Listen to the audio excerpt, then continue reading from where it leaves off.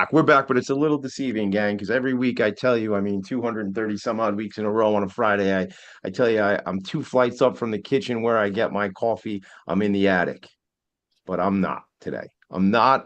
The show's Philanthropy and Focus. Your boys, Tommy D, the nonprofit sector connector.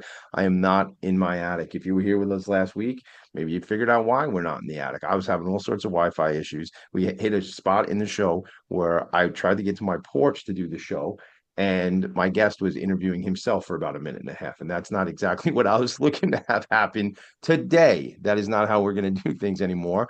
And because your boy's on the road a lot, I didn't get to really address the whole Wi-Fi in the attic issue.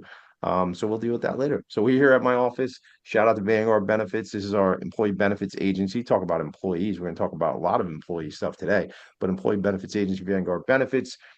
We help nonprofit organizations and for-profits, for that matter, attract and retain talent using creative benefit strategies. So I'm busy day on the phone later today with clients.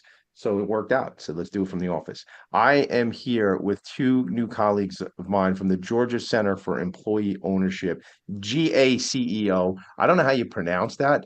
Is it GACEO? How do you guys say it? GACEO. You were Oh, you exactly. do. You say you say the letters. Okay, good. But you're giving us ideas, Tommy. I would say I don't know if it's GACEO. I mean, now it sounds like a guy we know. Oh, you know Joey GACEO from the neighborhood. It sounds like that. You know, like that's a guy we used to know. All right, listen, let's get after it. That was Matthew Epperson's voice. That was Marie Davis's voice. We're gonna get into the show. We're gonna have some fun. I'm already being silly. I don't know what I can't help myself. All right, so listen, are either one of you a singer Only in the shower. Absolutely not. in You the don't want me to. shower? Not even in the shower, Oh, Marie? sure. Yeah, yeah, Okay, yeah. okay, got it. All right. Well, we're not going to have to talk about people showering and singing, but the reason I ask is I sometimes just break out into song, and I have a theme song to the show. You heard like the just the instrumental part there, but you'll hear it when it comes back, and we'll talk about that. I used to sort of say to my folks who would come on the show, "Hey, listen, by the third or fourth break, we got to sing the song together." So we'll figure that out. Maybe we'll sing later on. All right, let's get after it. This show's Philanthropy and Focus. Every single week, I interview executive leaders and nonprofits to help them tell their story and amplify their message. Focus is spelled with a PH because I think it's cool and there's a lot more story behind that. But if you want to hook up with me, connect with me, Tommy D at Philanthropy in Focus, PHOCUS.com, TommyD.NYC on the Instagram, the nonprofit sector connector on the Instagram, and the important, not that any are more important than the other, but very a critical focus for me is hashtag ending the stigma together. We're ending the stigma around mental health. It's very important to me. Socializing that, I'm normalizing those conversations. So look up ending the stigma together on Instagram. Let's connect that way. All right, that's it. Enough promotional stuff. Here, let's get into the show. One last thing, actually, I just remembered. The New York City Imagine Awards was the other night, and it was awesome. 240 people in a room celebrating the work in the nonprofit sector. The Long Island Imagine Awards applications are out right now. Marie and Matthew, I'll fill you in on that when we meet next week, just so we could spend more time so you know what that stuff's all about because it's cool, collaboration, connections, networking, the whole thing. But shout out to the team at Serini and Associates who did a wonderful job putting together that event, specifically my friend Kelly Ann Serini and my friend Hillary Needle, who put that event together and do such a great job. All right, that's it. Enough. Let's get to the show. All right. There's Joey GACEO is not going to be here. I just made that up. That's not even a name. That's not even a real person. It's nothing but the Georgia Center for Employee Ownership. I think it was Kathy Smith who connected us from TNG, the networking group. And she knows me and we're collaborating. She's doing some work with one of my projects right now. And she knows me as the nonprofit sector connector. So she said, you know what? You guys got to know Tommy D. And that's how we got here. We first connected on a Zoom, and I think I was up in the Poconos, if I'm not mistaken, with the family over the summer. And we had a cool call. So here's what I like to do on the show, and I told you both. I want to know how do we get here? How do we get to this organization? But we'll start with your backstory. So, Marie, play or pass? Do you want to start with your story first, or should Matthew? I'll let Matthew start. Well done. Okay, Matthew, take us down memory lane, if you will. Your memories, because we don't know them yet. Sure, yeah, I'll do my best. So, thanks so much for having us, Tommy. Pleasure to be with you all in the audience. So, yeah, I'm Matthew Epperson, and I'm based here in Athens, Georgia. And kind of the way that I came to employee ownership was really like a lot of things in this world by accident. I was working on campus, so Athens, Georgia. I know you know that we're a music town, but a lot of people know us as Bulldog Country. Okay. And so I was a college student, and yeah, I was actually working on campus. I was working for campus dining, and while I was there, I just had a coworker who was like, there's just something about this like little weird grocery store over on Prince Avenue. I think you'd really enjoy it. And I was like, Your wait, I don't. coworker said that to you that you would Yeah, enjoy the grocery store? Okay. yeah. He's like, go check it out. There's something about it. I think you'd really like it. And so what I had no idea about at the time was that that grocery store was a cooperative. Yeah, And so the thing that was strange, well, obviously it was just that a bunch of weirdos are there, but and I found my people, my tribe, I know. but it had shared ownership. So the customers are the ones who own that grocery store, which I know y'all in New York are a lot more familiar with. Down here, we don't know much about sharing ownership of grocery stores when you're Yeah. just a customer. So I got plugged in as much as I could wherever Customers. I You're could. you're you're not even saying the employees, you're saying the customers? Correct. Wow. Correct. Okay. So wow, that's a whole I came into this conversation expecting one thing and you flipped it on me already, and we're just getting started, which is great because that means we're learning. Um, Absolutely. it, I want to ask you, what was it about that spot that your coworker was like, dude, you got to check this place out? Like this, what was, because it maybe the vibe is the fact that it was custom, obviously, the vibe is the customer owned thing and the employee engagement and all that. Like, what was it? What was the weirdness, so to speak, because you said you found your tribe, you found your people, but what was the difference there? Um, Yeah, no, absolutely. I mean, I think it was just the fact that like, well, there was the structural piece of it, which is that it was owned by its customers. But yeah, I think what that kind of grew out of was just like a very much a community-driven effort to secure local food, that we could actually support local farmers and do that in a business that, basically we sort of thought of ourselves almost as like the 7 days a week farmers market, because a lot of us thought like, okay, farmers market, that's the Saturday morning thing, but yeah, it could be a grocery store, and why not? And it's like these are some ideas that kind of I feel like we've lost over time, right? It's like let's have direct connection to farmers. And that was a huge idea. And the fact that, we had leadership from our community, right? That like people were actually running the store were members of the cooperative. So that was the real introduction to me. It was like this idea that like not only was ownership in a sort of like a legal sense of like all these customers can own a store, but also they can be the leaders, they can be the board of directors, and be yeah. responsible for the vision of this organization. So let me ask you another question before we keep going with your story. Like what, from the perspective of, it feels to me like CSA, like, community sponsored agriculture, is it similar or am I just because of produce? Is that why you think I'm being drawn there? No, no, you're absolutely right. I mean, it's very much like it's the CS, right? Community supported and it's Yeah. agriculture. So Yeah. it's a different way of doing it. In fact, many of our farmers have CSAs also. So they're Yeah. putting out, they sell to our store, they sell to the farmers market. They also have the box, the CSA box that people pick up. So absolutely. Yeah. All right. So hit me a little further. So you're into that space, you're figuring this out. It's something, it was new to you. You didn't even know about it. And then now you're exposed to it. What happens next? Yeah, so basically it was just one opportunity after another. So we had the opportunity for our employees that somebody who wanted to run could run for the board of directors. So that's what I did probably around 2011. And it was really like coming into leadership actually, really for the first time in my life. I'd never been on a board of directors. I barely knew what one was.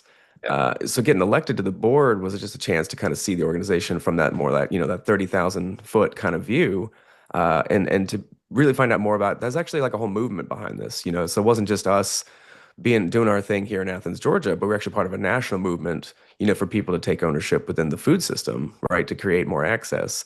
And that's actually a lot of the history of, food co-ops, right? It's like back in the 70s, we don't have to go too far down this rabbit hole, but like accessing organic food was like very unusual and rare back in the 70s, so the food co-ops really made it normal. Mm, So it's a long tradition, and so I was just kind of picking up on all of that and learning how to be a leader. That I found out about this whole sort of shared ownership movement, and then, yeah. it's kind of been a zig and a zag ever since. Yeah. All right. So we're gonna get into all that, man, because it's really that's what that informs the beginning of your story for sure. And you have so much depth about this and so much knowledge about this industry and this work. So we're gonna get into all that. Marie, my friend, how did you get connected to this work? I mean, listen, I have a bio on both of you, and if I was gonna read the bios, that's boring, and you didn't even need to show up then. So really, I want to hear the story through your eyes. Okay, well, I too went through Athens. Grew up in Atlanta, so I am a Georgian. But spent my time in Athens getting a degree. I always knew I wanted to help people, so let me throw that in there. And got a social work degree thinking I was going to go on to law school. But when I came out of college, a friend of mine, of my father's, offered me a job in the financial industry and ended up going to work for a private financial securities firm very well known in the Southeast, doesn't exist anymore. That's another story. But got my license and stayed for 10 years. And we had our own capital markets group who knew they created ESOPs. ESOPs started in the 70s. This was in the 80s. So I knew what it was, and I knew Right. people that did it, and I knew some of the companies, but I just sort of forgot about it. I left to have my family and whatever. And what really got me here, Tommy, is that I ended up going back, not going to law school. I just, you get out there and you get a paycheck and you realize what you have to do to go to law school. I didn't do it. So I went back into the field of social work and ended up seeing such a tremendous need, especially I helped run a group home, a teenage girl group home. And I realized that people need direction so greatly that I started finding mentors for these girls, which morphed into creating mentor programs, running a statewide mentor program, and working for the National Mentor Network, which sounds like I'm running off the rails, but No, believe not at me, all. Not to me, it doesn't. um, Not to these folks, it doesn't. This is the real thing. It's mentorship, this it's is what connections, it's you building relationships. You're do. right on. Keep it going. So when I found out about this opportunity, they wanted someone young who could do the social media. They called it a launch manager. And I'm like, what the heck is a launch manager? But I was looking for a full-time job. And so I took it and I said, look, you need to have some forethought and give me a chance to really build some relationships, not just put this on social media. So I think that my background and the love of people and wanting them to know about this amazing tool that has gotten lost in space, this is what we're doing. This is what we're about. We're going to talk about that more later. But you ask Yeah. about me. My family's business was a family business. I grew up running the cash register, and I saw my family's business die with my parents. And so the tremendous draw of employee ownership, preserving legacy, if people know about it, I'll just that. But what happened with my family business really is relevant to what we do every day. Yeah, it's I gotta tell you, man, it's kind of funny that my life is the way it is because I have a friend and client who just had a book come out called The Thriving Family Owned Business. It just came out a couple weeks ago, and it's just funny how all roads connect and all things Yes. connect. And you talk about that background in family business, and it's just such an overlap and all the stuff. Her name is Tildette Varon.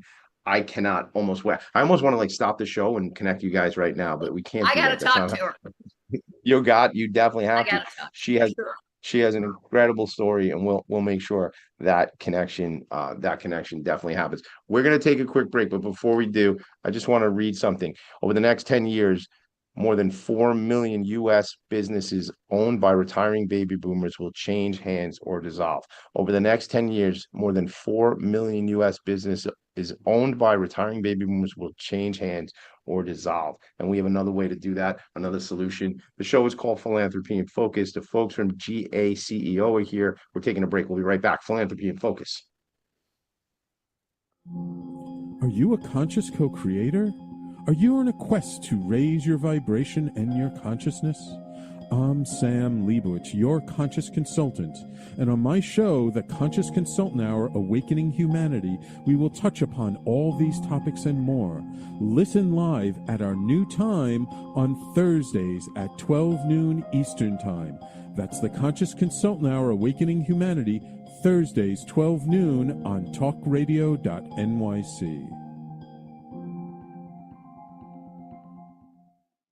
Are you a high-achieving, growth-oriented leader? Are you interested in developing your authentic leadership while creating a healthy, inclusive workplace? Hi, I'm Dr. Mira Brancu, host of The Hard Skills on talkradio.nyc at 5 p.m. Eastern on Tuesdays, where we discuss how leaders develop the hard skills needed to make a greater impact. We interview experts, have live coaching, and tackle these challenges. Listen to The Hard Skills on Tuesday at 5 p.m. Eastern on talkradio.nyc. You're listening to Talk Radio NYC. Uplift, educate, empower.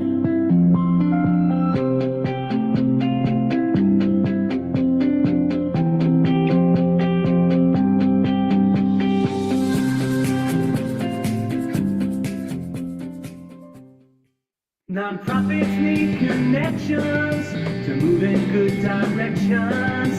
So cut through all the static. Join Tommy in his attic. Oh, well. I've been saying it's time for a new song. And if the boy keeps sneaking out of the attic, we're going to have to change the lyrics to that one. Join Tommy wherever the heck he happens to be during the show. That's might be the new line. So I shared the website while we were at break, GACEO.org, GACEO.org. I'm actually going to pull it up real quick so we can look at it again because I'm really taken by the numbers. These numbers are reflective of just what's going on in the state of Georgia. So 78,326 businesses with owners aged 55 plus in Georgia. That represents 887,000 employees, $35 billion in payroll, and $194 billion in revenue. Right. So there's a lot of activity. It's funny. I was out last night. M&T Bank up here in New York invited me out to an event. It's a networking, a little bit of the schmooze, the whole thing, and I'm talking to some of the folks. And I there's so many businesses out there that are super profitable, super revenue generation and generating, and might not be super like exciting and fun, right? So, like one thing, for instance, last night I'm talking to this gentleman who owns an HVAC business, right?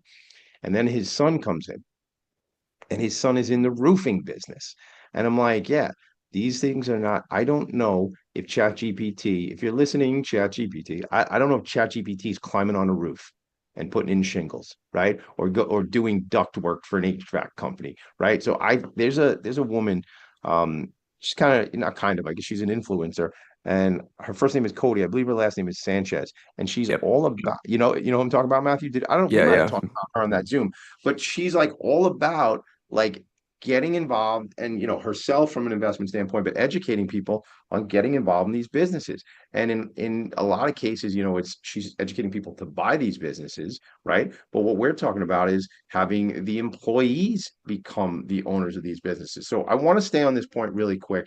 78,326. Specifically, you on your website are calling out those companies with people aged 55 or older. Let's talk about why you target that from a marketing perspective. Okay, and Tommy, I do want to point out in case somebody's listening and say, why do we care about Georgia? The GACEO, all the other state centers, for instance, Texas is TXCEO. Yep. It's pretty much that way. Our parent company is Employee Ownership Expansion Network, and it's EOX is the anachronism. So if you go to the EOX website, you can see all the states and click on there. Perfect. And on Georgia, it's even more interactive. You can click on each, and on the others too, thanks to Project Equity, who did all this work. You can click on the county. And I showed this at a state chamber, Georgia chamber meeting where all the CEOs were there from all these little areas in Georgia. Georgia has 159 counties. It's so stupid. We can't figure out why. But anyway, so Hey, you what's could stupid? Which part's stupid? Come on, I got to get to the joke. oh, Why come it's on. stupid Why to do you need why do you so have so many many counties? I Right. I wasn't around when Georgia was formed, but I had to learn them all in 8th grade. So believe me, I wish they'd had a whole lot less. But the point is that you can go to your county. And when I showed those chamber people how much was at risk with this 55 and over business, think about these little bitty podunk towns. And this is back to the silver tsunami. What's so Yes. important? They lose one mill, they lose one co-op grocery store, they lose one farmer in that town. They're cooked. Right. So let me ask you this. So what I'm hearing you say is if there's not some kind of succession plan put in place, many of these companies are just going to go, I'm good, man. I'm all set. I'm done. And on that Friday afternoon, they actually lock the door for the last time. And where your solution is solving for companies just closing down. And if they do close down, it's going to negatively affect that community, is what you're saying. That's true. And back to my personal story, you know, everybody in Atlanta at least knew who my parents were and knew about their business. Closed doors, gone, no one knows, totally gone away. We don't want that to happen anywhere in any state in America. We want people to know that there's another option. Now, I'm going to let Matthew tell the story of there's so many ways to approach this, but we Yeah. just had something happen in Georgia that I believe you have quite a few in New York, employee ownership trust. And I'm just going to let him tell this story because he really found it in the first place. Yeah. Take it away, Matthew. Tell this great story. Yeah, absolutely. I mean, so right, the employee ownership trust is actually sort of our newest, sort of a redheaded stepchild, you might say, just because it's the newest, right? It's just the youngest child of the sort of the three forms of broad-based employee ownership that we talk the most about. And just a quick note there, because we use that word broad-based. That just means applying to all the employees. So a lot of your listeners might be familiar with the idea of what's called a management buyout. That's typically the most common kind of internal sale to your employees, but that's when like a couple of managers, like sort of key leadership, takes ownership. So we're not usually talking about the management buyout form, we're talking about broad-based. So just with that kind of background of the conversation, yeah, so we've got a really fantastic group. Actually, one of the only, probably the only employee ownership trust holding company. That's a whole other level of complexity of this conversation. And I actually want to come back to it, Tommy, because that actually comes back to what Tracy, Cody, what Cody's working on with the Main Street Millionaire. But they've got an employee ownership trust holding company based in Utah. So it's Clegg Auto.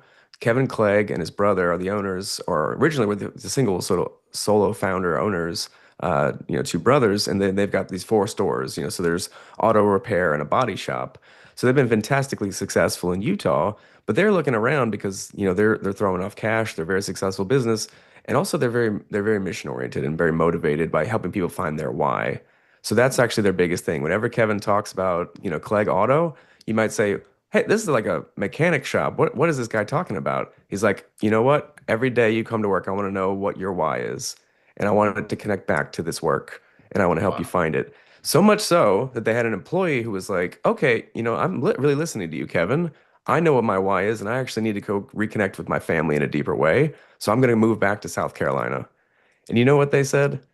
They're like, "We're going to make that happen. And not only that, but we're going to let you stay with the company and we're going to go actually create an opportunity for you in South Carolina so you can take Clegg with you, keep your job, keep doing what you love, and be close to your family." So that's actually why we've had our first employee ownership trust acquisition in Georgia, actually in Augusta. So it's right on the border. Actually, it's funny, a little bit. Another strange thing about us here in Georgia, one of our cities, Augusta, is actually in both states. So it's in Oh, is Georgia it? and South. Yeah, it's in South Carolina and Georgia. But suffice to say, yeah, that Benjamin, who we just got the honor of meeting actually at our employee ownership celebration on Tuesday, was the beneficiary of that. So he's actually now the manager of an auto shop. It's now called That, Regency Auto, based in Augusta. that's awesome. So I gotta just jump in and say a couple things. See, so back to you, some folks, if you're watching the video, right behind me that's our logo for what's called the Vanguard Benefits Hall of Fame Employer Awards, which we inducted our first class this year, and we're accepting applications for employers right now. I don't usually talk too much about Vanguard benefits here on the show, but it's very relevant to what you're talking about because what you just discussed, that's culture, man. Culture is queen, culture is king, culture is top dog, whatever it is, man. The bottom line. And when you have his name is Kevin Clegg, you said, is that right? That's right. Shout out to Kevin Clegg and your team and your family and what you're doing out there, man, because you get it. You just get it. And when any of us realize and reward and award our employees as the number one asset, which they are, then it's going to create a wonderful culture. And many folks know I spend most of my time in the nonprofit sector. So nonprofits are thinking this way all the time. For profits are not thinking this way all the time, let's say, Can't but the change ones yeah, interrupt me 1 sec. The ones who do, though, the ones who get it, those are the employers of choice. Those are the Hall of Fame employers. Marie, jump in. Well, I want to tell a little bit more about that story, the point about the small auto shop in Augusta that had been there for years. The owners wanted to exit. They didn't know how to do it. They just wanted to get out. And so when Clegg Automotive said, "Hey, we'd like to buy this. We're going to leave your legacy name there because it's been there forever in Augusta." So it's still Regency Auto and people still know who it is. They've got this wonderful new manager, and those employees are now in a profit sharing plan in a purpose trust. And thank you to our friends at Common Trust for helping this happen. So it's such a bigger story. People in Yeah. Augusta are going to hear about this form of employee ownership because they left the name. They know the owners Right. aren't there. Yeah. Yeah, but the staff, the people who've been serving the clientele, the community for years are still there, and now they have ownership, is what you're telling me, right? Not to get into the whole Right. holding company and trust and all how they have ownership. That's like another show, Matthew, and I promise we'll do a show just about like getting into the weeds because I think that's and maybe you don't need me for that. Maybe you guys are already having a lot of those conversations and dialogues on social. But this is a lot of this is new to me and certainly new to my listeners. By the way, we keep talking about Atlanta, and I know my friend Robert Rosner is listening. He would watch, but he's going to tell me he doesn't really know how to get to YouTube or Facebook or LinkedIn or anything like that. So Robert Rosner, my friend for life, has been in the life insurance business for I think 52 or 53 years. Do you know Robert Rosner? Do you two know Robert?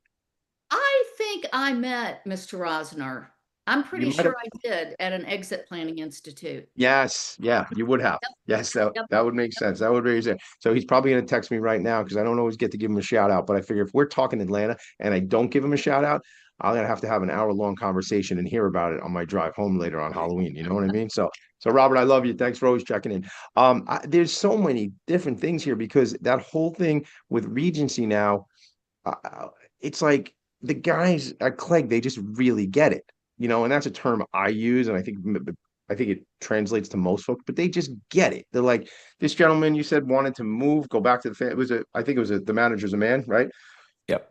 Wanted to move, wanted to go back to family, and they didn't say, all right, hey, good luck. It was great. Keep in touch. We'll text each other. They said, no, let's figure this thing out. So what the ripple effect of that is so far, it's infinite, don't you think? It is. And so this has worked so well that there are many employee-owned companies of different varieties that are doing the same thing. And the National Center for Employee Ownership, which is what people join after they become companies join, actually is starting a list of companies that want to be bought by an employee-owned company and employee-owned companies that want to buy other companies. Go back a minute. Go back a second there. Who is building this registry or list? The National Center for Employee Ownership. Okay. And there's about almost 7,000 employee-owned companies in this country. And I would say almost all of them belong to that or to ESCA and or to the ESOP Association. They're just very, very important support groups. So they realize that these employee-owned companies have money and heart and want to save these silver tsunami companies and their legacy. So they said, okay, rather than have companies eaten up by M&A, we're going to have a list. And when these great companies have all this extra money because they're so profitable or they're not paying tax, whatever the reason, they can find a Regency Automotive and keep it alive and save Great. those jobs. When we come back from break, I want to go into the technical nature of how this happens and why, somebody at that kind of the autumn of the winter of their career is ready to do this. But I really want to just talk about quickly before we go to break. Just give me a quick one, Matthew or Marie, about how these organizations ended up getting stronger through this, right? Like, give me one where, because there's a couple of videos. I was watching the videos this morning on your website, which the website is GACEO.org. But like, they get better, they're stronger, they're more profitable. Matthew, hit me with something on that. Yeah, I mean, so one of our first worker co-ops here in Georgia is a farm that I much love called Love is Love Cooperative Farm. And so originally they were just the five founding member farmers, and now they've grown to 20 employees. So they've been able to fantastically grow their company, grow their CSA, grow their sales. Absolutely. So everything gets stronger. It's longer tenure of those employees, it's more sales, happier employees, they stay longer. So yeah, it's all the I, things. it just sounds to, and again, in a time where um there are many large companies in this country that don't do the right thing by their employees, and maybe not just this country, let's just say the whole planet, that don't do the right thing by their employees. Employee ownership, equity. I mean, listen, I've been a business guy for a long time. I've been in sales for a long time. And when I worked for big companies, the thing that always killed me was I'm growing somebody else's business, man. Right. Right. But it Yep. was the deal. It was what I signed up for. I got a check on the 15th and 30th. They paid for my health insurance, some money in the 401k. I understood what it was, but I didn't like it. What we're talking about now is you literally every apple you pick, right? Every widget you make, every unit you sell is going to something that you have equity and ownership in. That is game changing. Just the mental piece on it. Yeah, let me hit you with this, Tommy. So one of the architects of our movement is this attorney named Louis Kelso. And so one of his most famous quotes was, "The problem with capitalism is that there aren't enough capitalists." So what he was trying to say was, we're not sharing the ownership right. Not We're enough doing people this get to play the game. Not enough we're people doing get this wage thing. We're not doing this capital sharing thing. Absolutely. Yeah, and So it well, let just me ask you this. aligns those incentives. Yeah. Yeah, for sure. Do you find that um I'm not trying to gonna beat up some of the what would have been called in this country the oligarchs, but the bottom line is there are people who have tons and tons of dough, and then there's so many people who have nothing, right? Do you, this never makes it to like the highest level of companies, right? I mean, you can have stock options and things like that, and but this type of program, and I say that was more of a question. Does it ever get that high, right? Am I ever gonna, I mean, I can own shares of Amazon and I do, but if I work there, that's not going to be the same dynamic of a company that has 150 employees and everybody has a piece, correct? Right. And so there's very many really large employee-owned companies in this country. There are. And Okay. but the biggest one with the most employees is Publix grocery stores. It How many started in employees? Florida. Isn't it about 300,000, Matthew? Is That's that right. right? Yep. Okay. And There you go. So I stand so corrected. There you go. Okay. okay, so the checkout, their parameters around employee ownership, maybe you have to have been there 6 months or you have to work 20 hours, whatever their ESOP is set up to be, and they are 80% employee owned, right, Matthew? Wow. Okay. Yeah. So the checkout girl is not going to make as much as the manager, but Sure. over time, she's going to build up her retirement. And I shouldn't have said she. I don't know why that came out of my Because you mouth. said checkout girl, so it's okay. I So it is. did. But Yeah. So anyway, so fine. the manager is always going to have a bigger salary. But the longer that girl stays there, woman, whatever, she's going to build up that ESOP by the profitability in the company. And she's not going to have to worry whether she has Social Security or not. Yeah. Is She's that going to in have addition? Yeah, real quick. Sorry, that. real quick. Is that in addition to traditional like 401k and other things like that? And if That's they're right. fortunate, yeah, okay, good. So that's So good. a So lot of this is an companies have additional benefit. 401ks and an employee-owned Right. situation. Yeah, that's what I was asking. All right, we got to do this. Part of my show is I never take breaks on time, so that's what we did again. All right, let's take a quick break. Shows Philanthropy and Focus right back. Misalignment within your sales team or with the client stalls deals and creates unnecessary friction for you and the client, resulting in up to 37% lower win rate. If you're in pre-sales, sales management, or sales enablement, and you'd like to increase revenues, win rate, margins, client satisfaction, and stay competitive, this show is for you. Hi, I'm Art Fromm, host of the Making Seamless Sales Show. Please join me live Thursdays at 7 p.m. Eastern on talkradio.nyc. Have you ever wondered what truly lies beneath the calm? I'm Jacinta Yang. Join me every Wednesday at 1 p.m. Eastern Time on Talk Radio NYC as we explore healing, self-discovery, and the space where science meets spirits to help you find peace in a busy world. Take a deep breath and tune in to Beneath the Calm, where every conversations guide you back to the calm within. You're listening to Talk Radio NYC at www.talkradio.nyc. Now broadcasting 24 hours a day.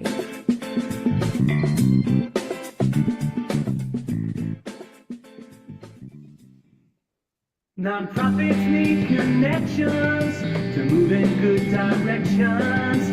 So cut through all the static. Join Tommy in his attic. I'm all about solving problems, right? Is what it is. So solving problems. So here's what we're going to do. I have just renamed my office the attic. So now you can join me in the attic. So my office inside of our suite is now called the attic as well. So see, I tricked the whole universe. That's how fast I operate. It only took 2 segments for me to figure it out. All right, let's do this. I want to play a game.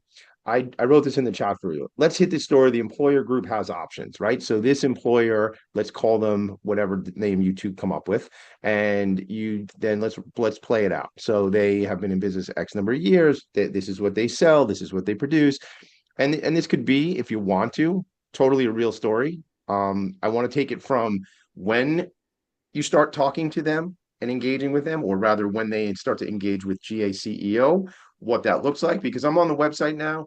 You have Employee Ownership 101, become employee owned. So there's information there. Talk to a professional. So we'll go into all that, but talk to a professional. Then there's tabs for accounting, business appraisal. So it's talking about different industries and things like that, right? Or actually different services, I would say, for somebody who's looking to talk to a professional in this space. Legal, leadership development. I am so jazzed about you being on the show. However, I'm even more fired up about like the meetings we're going to have after this show, because I have like 19 people I need to connect you with. And I always have to go, dude, you're doing a show right now. You're not networking. So, but those who listen already know how that happens. So let's play a story out. I will follow your lead and I'll just ask questions as you take us there. Yeah. Maria, were you there with Joma at the beginning? No, but that's a great story. So let's talk about Joma, because they almost don't fit the model for this. Would be a good one because they are right there in Athens where Matthew is, and they are a niche construction company. They have between 25 and 30 employees. And I'm not going to talk the whole time, I promise, Matthew, because he knows them very well. But they didn't really fit the traditional employee stock ownership plan. And here's why: they don't have enough employees. How many do you need for it to work typically? At least 25. That's what Oh, they okay. have. But that's iffy. And the reason they did qualify was because their workforce is very young, because Okay.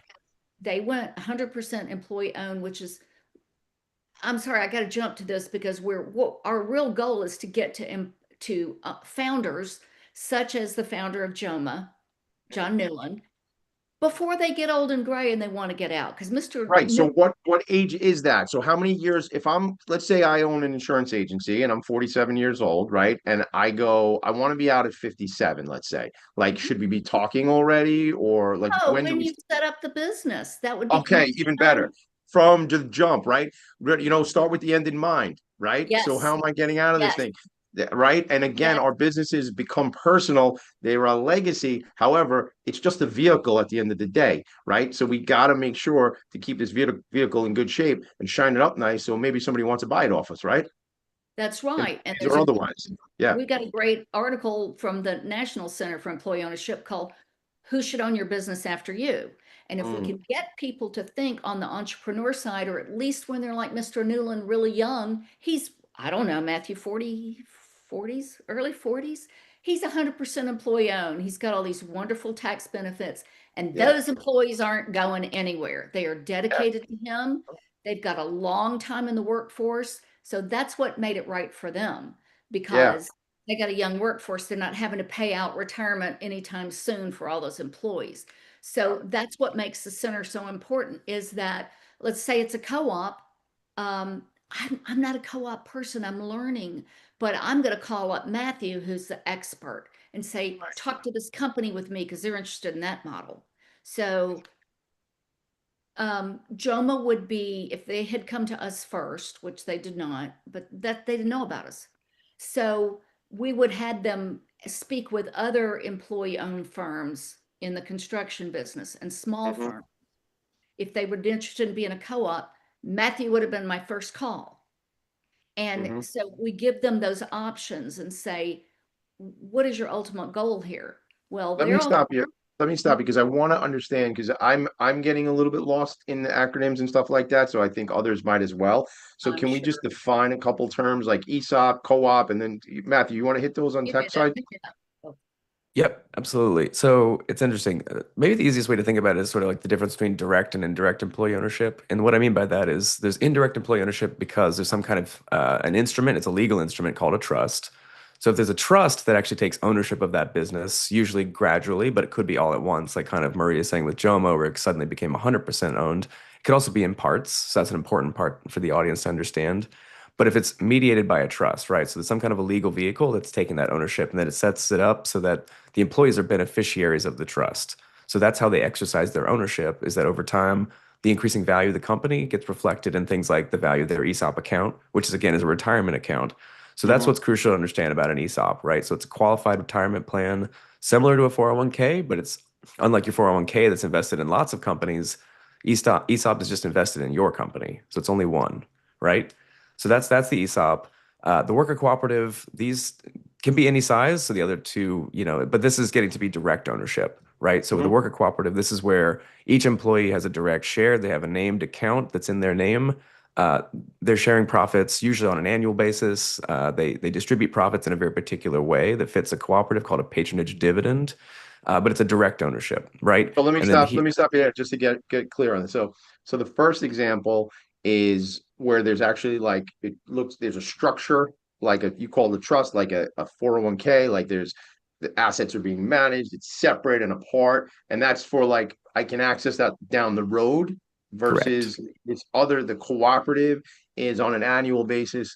I as a worker in the cooperative, I'm getting my quote unquote share or of the profit on a regular basis. Yes, That's correct. Okay, got it. So that's very different. So cool, good. I'm good. Please continue. Yeah, absolutely. And that's another piece of it too. So it's not as heavily regulated, right? Because any kind of qualified retirement plan, that means there has to be what's called a third party administrator. I'm sure you and your guests probably are familiar with TPAs. So Yeah, there of has to be course. also like a trustee. So a trustee has to represent that trust. So that wouldn't be the case with the worker cooperative. So it can be more directly representative in the sense of those employees can serve on that board of directors. That could be the Okay. level of governance oversight. So it doesn't have to be any kind of a trustee in that relationship. And then the third and final kind that we've mentioned previously, which was Clegg Auto, that's the employee ownership trust. So this is also an indirect ownership. So there is a trust, there is a trustee, but So unlike the East, I own the trust and the trust owns the business. Is that for layman's terms?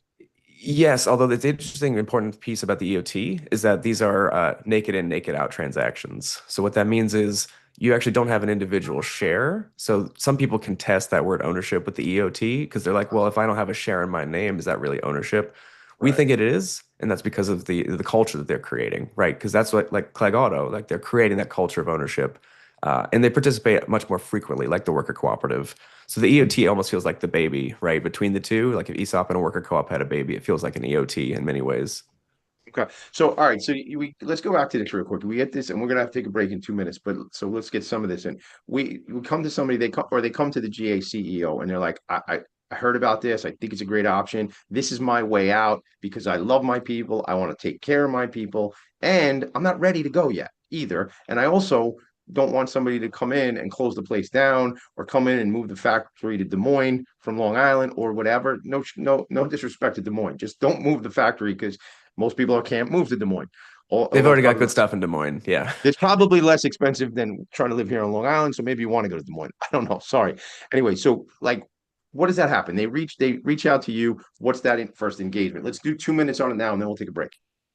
Okay, Yeah, I so mean, so that conversation, right? So we're coaching that business owner and just trying to get to the heart of the story for them, really. It's like what is that legacy that they want? What is their motivation? What is their timeline?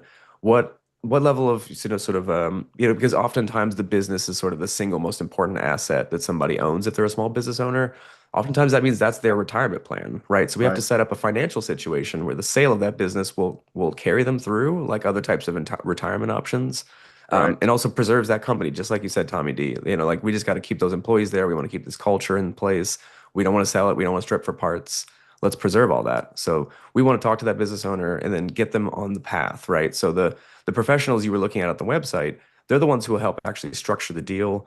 They'll go through more of the technical and the logistics of it, right? So we need attorneys and exit planners and estate planners. We need these folks to do a lot of that, technical work. But we'll be the ones kind of cheerleading them along the way. I love that. And Marie, jump in because I felt like you had something to say. The website, everybody, is GACEO, and I'm showing you that if you're watching right now, this piece called Talk to a Professional. Marie, add to that if you had something. oh well, I do, and I think the important distinction too is what Matthew was saying about the employee stock ownership plan as a retirement plan. But unlike a 401k, there's no limit to what it's the profits of the company that can go into the ESOP. Also, a common misnomer is that the employees have to pay for it. The employees pay nothing. They can't. It's illegal. The company puts the profits in the stock ownership plan and into the other entities. Also, they don't in a traditional employee ownership plan, they don't have a vote. The board, just like any other company, the board sets it. Now, they might have a 401k where they can contribute and the company contributes, but an ESOP is a gift to an employee. It's really, they can't pay for it. And there's a Now, lot there's a of thing about, sorry to interrupt. There's a thing about taxation, right? Can you hit that part real quick, or do you want to? Is it going to, Matthew? Can you do it in 30 seconds about how that affects the seller real quick before we go to break? Yeah, no, quickly. Right. So there's a couple of different kinds of tax, one of which the most probably most important is capital gains tax. So we can actually 100% defer capital gains tax with what's called a 1042 rollover, and that works for two of the three types. So that's the ESOP and the worker co-op can both take a 1042 rollover.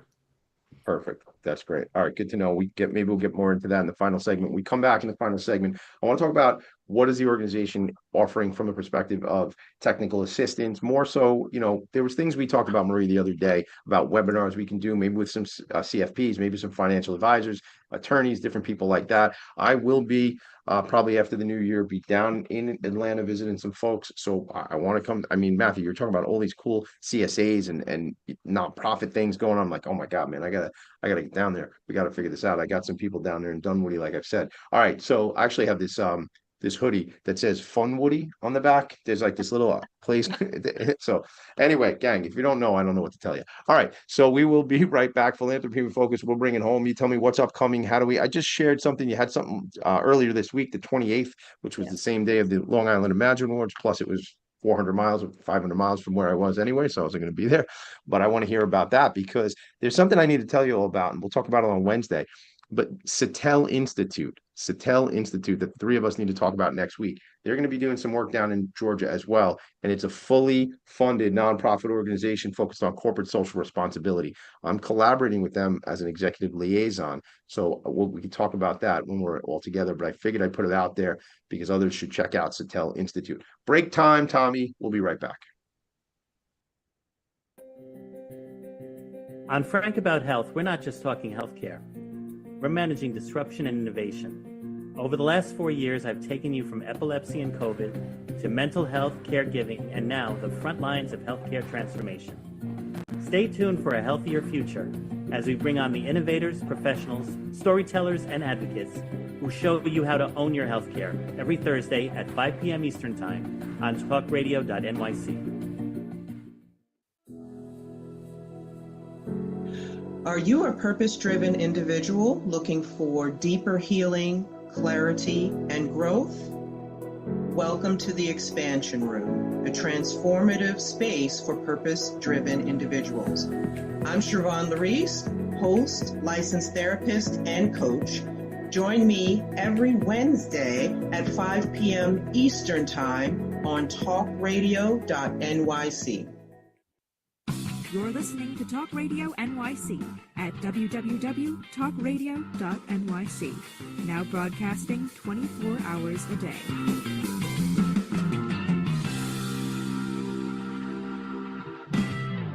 Nonprofits need connections to move in good directions. So cut through all the static. Join Tommy in his attic. This particular Friday, I did the long walk from my car to the new attic. Stop being silly, Tommy. Just run the show. Okay, fine.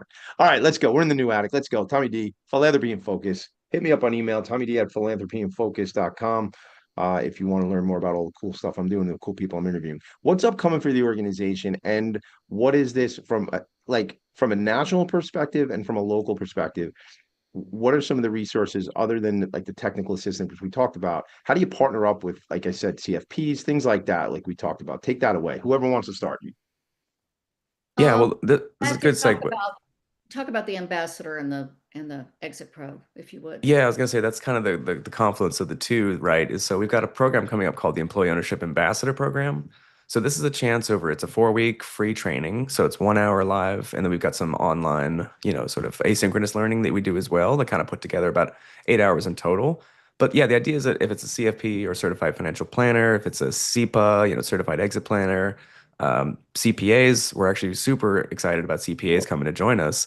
So it's a chance for our professional community to learn more about the ins and outs of these three types of employee ownership that I was just explaining.